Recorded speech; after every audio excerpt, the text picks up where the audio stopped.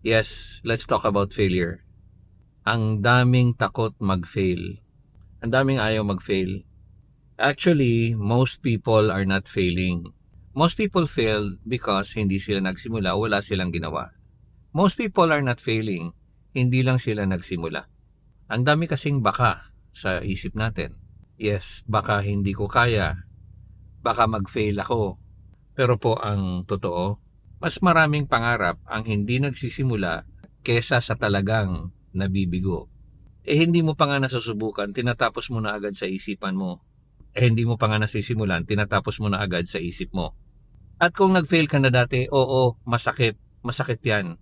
Valid yan. Pero hindi ka nag-fail para tumigil. Nag-fail ka para mag-grow. Kasi ang breakthrough nanggagaling sa aksyon kahit na hindi ka sigurado. Hindi mo kailangan maging ready. Hindi mo kailangan maging perfect. Kailangan mo lang magsimula. Isang step, isang galaw. Kasi sa dulo, mas nakakatakot yung what if kesa sa sumubok ako. Nag-try ka.